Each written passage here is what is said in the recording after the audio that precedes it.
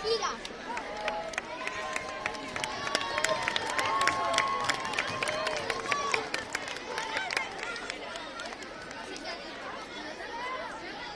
Egunon, eta ongi etorri arrasateko 22. korrika txikira.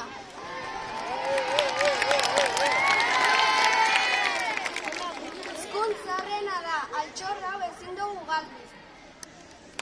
Horregatik, erabilera bururatzeko, ikasi, irakasi eta hitz egin behar dugu. Goazen hitzekin eta ekintzekin arrasate bustitzera.